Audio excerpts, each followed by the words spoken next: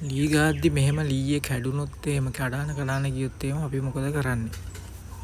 අපිට ඒකට මෙන්න මේ වගේ කෑලි යකඩ කෑලි කීපයක් අවශ්‍ය වෙනවා මිලියක් විතර උස ඝනකම තියෙන.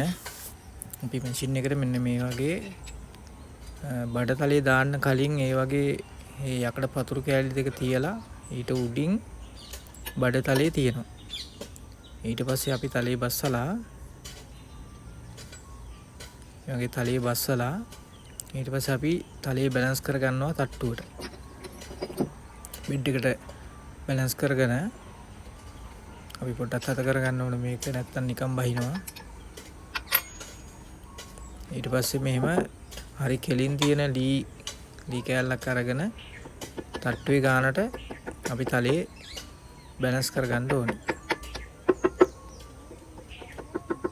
මේක තව කරන කට්ටිය එක විදිය ඇති. නමුත් මම කරන විදිය තමයි මම මේ පෙන්නන්නේ. ඊට පස්සේ පොඩ්ඩක් කරකවලා බලනවා අපි තව වදිනවද කියලා. තව වදිනවා නම් අපිට තව ඒක පාත් කරලා බැලන්ස් කරගන්න පුළුවන්.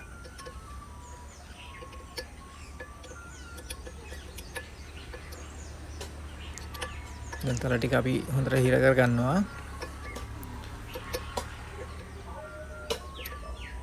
ඒ වගේ අපි තල තුනම ඒ වගේ ඒ විදිහට හිර කර ගන්නවා. යකඩ පතුරු කෑලි ටික තියලා ඊට පස්සේ බඩතලේ දාලා නැවත අපි තල ටික හිර කර ගන්නවා. මම කරන එක දෙයක් තියෙනවා. මෙතන මේ තල ටික බෙඩ් එකේ දෙපැත්තට මාරු කරලා තමයි දාන්නේ. ඒකට හේතුව තමයි අඟල් 10ක විතර අපි ලෑල්ලක් ගාද්දී සම්පූර්ණම ලෑල්ල ගෑවෙන්නේ නැහැ.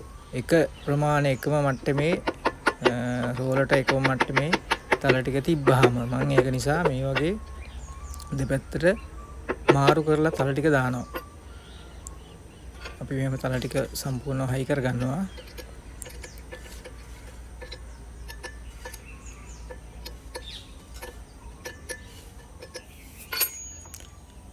හරි අපි තල තුනම දාගෙන ඉවර වෙලා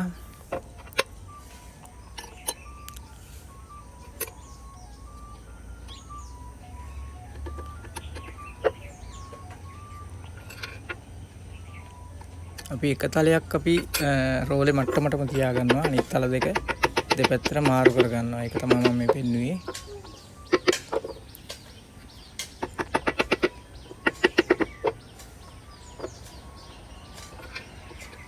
හරි අපි ස්ථිරවම දැන් නට් ටික තද කරලා ඇන ටික තද කරලා තල ටික හිර කර ගන්නවා. දැන් අපි බලමු ලෑල්ලක් ගාලා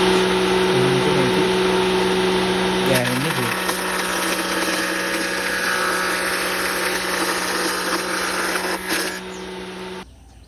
මෙන්න බලන්න.